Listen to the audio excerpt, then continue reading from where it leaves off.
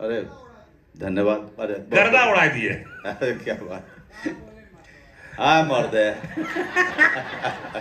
और कुछ बोलेगा है? बोल लो। हैं?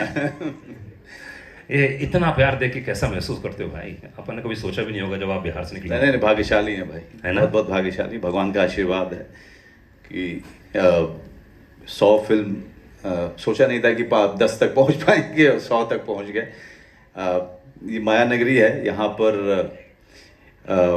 मैंने सुना था कि यहाँ एक एक्टर की ज़िंदगी को हमेशा ये समझिए कि समंदर जैसे कि आपको हर बार फेंकता है, कोई चीज़ डालो समंदर में तो बाहर फेंकता है, लेकिन अगर उसी चीज़ को 10 बार डालते रहो, 20 बार डालो, 100 बार डालो, तो समंदर फिर जा करके उसको एक्सेप्ट करता है।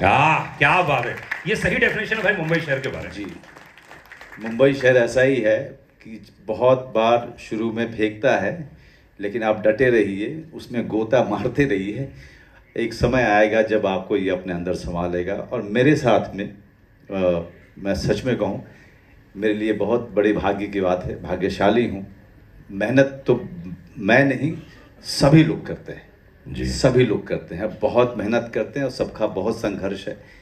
लेकिन अगर मुझे मिला है तो मैं इसके लिए ऊपर वाले को और ये जनता जो है, जो देख रही है, जो यहाँ है और जो प्यार देती है, उसके लिए मैं हमेशा हमेशा बहुत ज़्यादा मैं धन्यवाद देते रहता हूँ। हमेशा कृतज्ञ रहते हैं। मुझे याद है कि हमेशा प्रोड्यूसर के बारे में, डायरेक्टर के बारे में जब भी मनोज जी से बात करो, हमेशा वो ये बहुत बड़ी बात है, डाउन टू अर्थ कह लीजिए चाहे कुछ भी कह लीजिए, लेकिन एक कलाकार की जिंदगी में तभी आप सफल हो सकते हैं जब इन जैसे प्रोड्यूसर हों, डायरेक्टर हों, क्योंकि एक कलाकार को वही बनाते हैं। विपिन जी सबसे बड़े एग्जाम्पल हैं। इन्होंने मुझे एक बार कही थी कि अगर डायरेक्टर भाई बोल देता है यहाँ तो यहाँ और नहीं तो नहीं, और ये सबसे बड़ी जिंदगी की वसूल है। इतने सारे प्रोड्यूसर्स आपके साथ में वाकई हैं। अब क्या बताएं, भौजाई तो है ही यहाँ पर, सबसे बड़ी यही है। सबसे बड़ी है। डांटा कि नहीं डांटा, बताओ मनोज भैया, बताओ किस बात पे डांटा? फिल्म के दौरान, घर में डांटने बात अलग है, पर्दे के लिए रोते क्यों हो इतना? नहीं। कहाँ दर्द हो रहा है, क्या है? मतलब रो मत, जाके काम करो।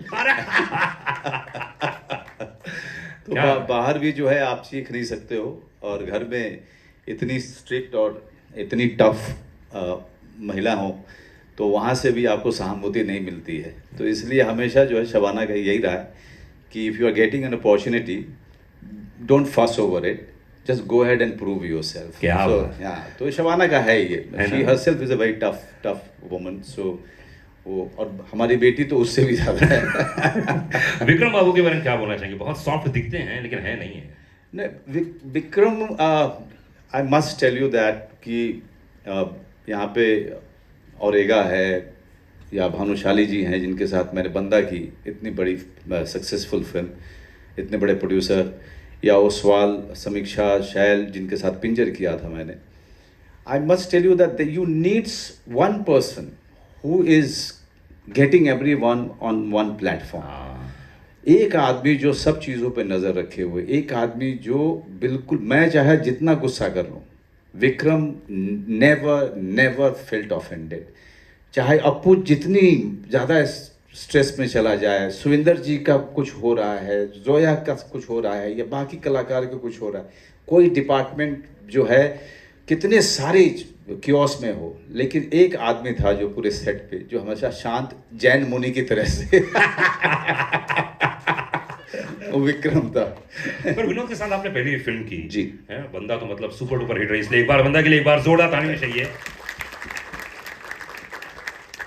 विनोदी खास बात ये कि इतने साल का अनुभव है, इतना एक्सपीरियंस है फिल्म प्रोडक्शन का, म्यूजिक का। बिल्कुल। इस फिल्म में क्या ऐसा योगदान किया जो आपको लगता है कि ये हमको आगे भी पूरे साथ हमको ले जाना चाहिए, हमारी इंडस्ट्री को सीखना चाहिए? देखिए, I must tell you one thing कि समीक्षा, शैल इस फिल्म में थे, लेकिन मैं विनोद जी को 2 कारणों से मैं चाहता था विनोद जी आए। वो एक कारण तो मेरा बहुत ही इमोशनल कारण था, वो ये कि हमने एक फिल्म की थी बंदा जी, बंदा के साथ में बहुत सुनहरी यादें हैं, और जिस तरह का सम्मान बंदा ने दिया वो सबके सामने है।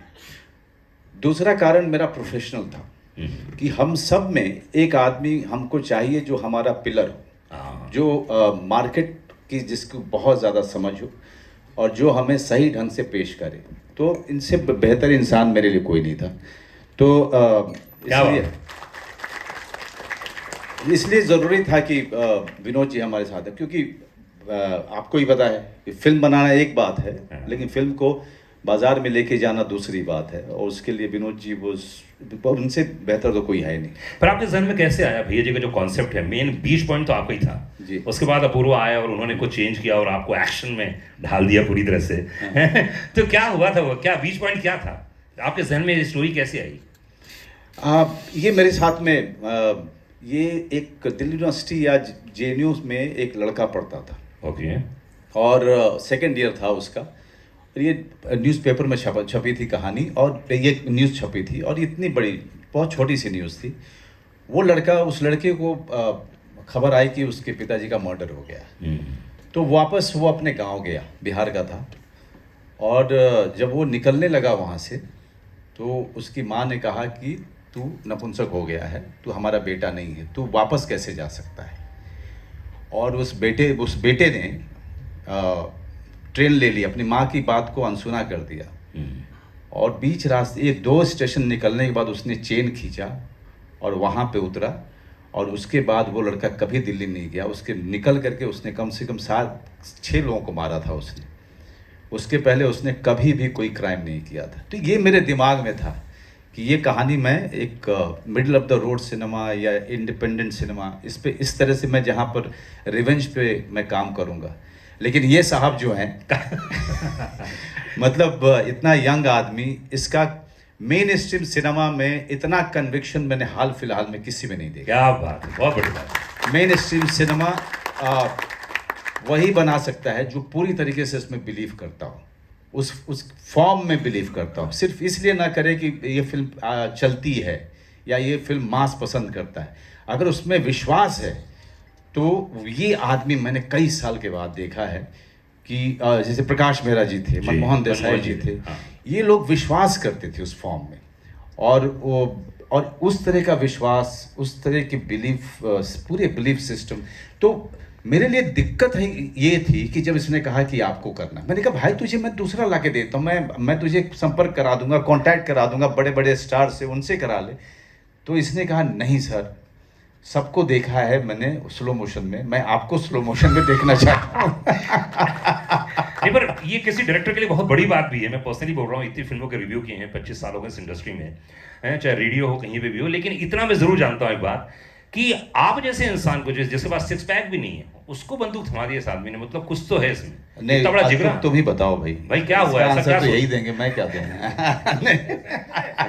अब ये है वो आए थे ना उस वाले शो में। चलो मेरे को, मैं ना बहुत तेलुगु और तेलुगु फिल्में बड़ी सारी देखता हूँ बचपन से, जो हिंदी डब आती थी हमारे। तो मेरा कन्विक्शन वहीं से आया है, और मैंने कहा कि सर तो हीरो दिखते ही है ना पहले से ही, it's just that nobody thought कि ये इस अवतार में देखे जा सकते हैं। क्योंकि मुझे इस सीन को देख के मुझे अमिताभ बच्चन की याद आई। उन फिल्मों में अमिताभ बच्चन दुबला पतला होता था, लेकिन 25 लोगों को मार के निकलता था। डायलॉग बाजी भी वैसी ही है, एक्शन भी वैसा ही है पुरानी फिल्मों की तरह।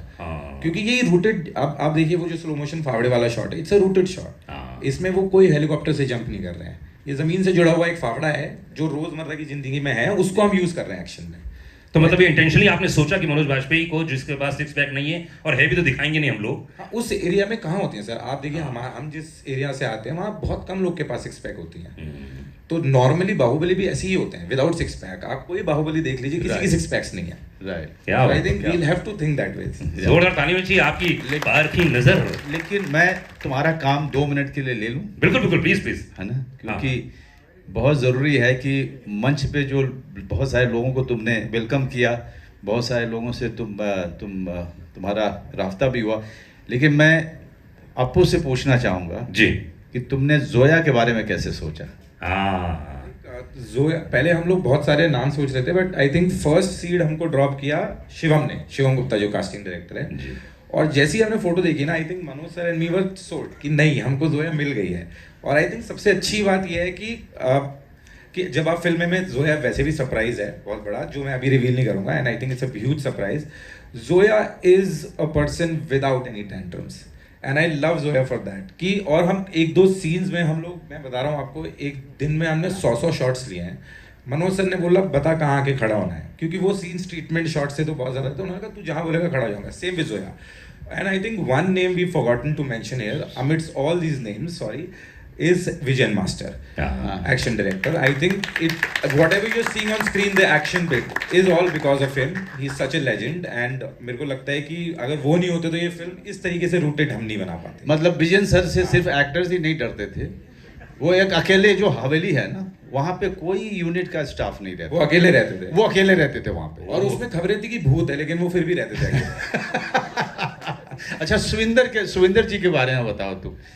सुविंदर जी ने एक्टर तो बड़े लेजेंड है, बट एक्शन के टाइम पे थोड़ा सा सुविंदर की शायद तकलीफ भी है शरीर में, बट हम लोगों ने बड़े मजे किए. जैसे ही मैं कहता था पाजी वो ना थोड़ा एक्शन डायरेक्टर बोल रहे हैं कि थोड़ा तेज बेल्ट चलानी है. अच्छा, बेल्ट चलानी उसकी बेल्ट चलानी है, कितनी ऊपर करनी है बेल्ट. थोड़ा सा ज्यादा नहीं करना, आप ऐसे करते हैं. वहां से action director, my hero will hit the wall और व्हाट. सुविंदर जी आप villain, where is the villain. हाँ सुविंदर जी आप बोलो.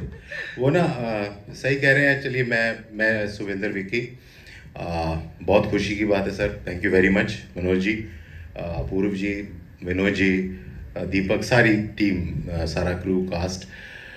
मेरे लिए सबसे पहली चीज़ ये थी कि मतलब इस फिल्म को जो करने के पीछे कि मैंने क्यों की, अगर हम ये सवाल पूछे तो एक ही बंदा काफ़ी राइट, और किसी की ज़रूरत नहीं है. तो वाकई मनोज के साथ काम करना, स्क्रीन शेयर करना, it's a big dream come true वाली बात है. कोई ऐसा नहीं है कि हमारी उम्र में कोई बहुत बड़ा फर्क है. मैं एक आध साल छोटा होऊंगा या आप मेरे से छोटे होंगे, बट ये है कि काम कितना. 100वीं फिल्म है मेरे ख्याल से ये मेरी, this is my first main stream commercial film. Thank you Apurva for this. And और अब मुझे इस बात का विश्वास कैसे बना कि मैंने कहा अगर he is coming as a hero तो why not me as a villain. So thank you sir very much. बहुत. और जोया जी और सारे विपिन जी, जतिन, सारी टीम का बहुत सहयोग रहा. आज जब एक्शन की जो बात थी वो वाकई वो मास्टर साहब बहुत खफा भी हो गए थे एक टाइम पे. तो मैंने कहा सर मेरे ना बैक एक है, तो ये मतलब ऐसे गिर नहीं पाऊंगा. मेरा हीरो क्या कि दीवार से टक्कर मारेगा. बोले तुम नहीं, मेरा विलन नहीं लड़ रहा है, उसका बेटा नहीं लड़ रहा है, तो मेरा हीरो के दीवार से टक्कर मारेगा. So it was like that. तो मजाक में भी कई बार चीजें हुई हैं, but it was great and thank you very much. We have to wrap it up, but Bhagirathi ji, हमारा आकाश, जय हिंद, ये अमरिंदर, आनंद, सबके लिए बहुत ही कमाल का एक्सपीरियंस रहा है, और हमारे लिए भी टू कोलैबोरेट विद देम. बाकी भगीरथी जी, इन लोगों के बारे में हम बाद में बात करेंगे. क्या बात है. हाँ, कुछ बोलना चाह रहे हैं? नहीं, कंप्लीट कर लीजिए. जतिन गोस्वामी, जो कि आप भी हैं नहीं, एंड जतिन बुलाता हूं. गोस्वामी, ताली बजाइए इनके लिए. एक ही अकेला जो इतना सुंदर आदमी है. जतिन गोस्वामी. अच्छा. Yeah, so the next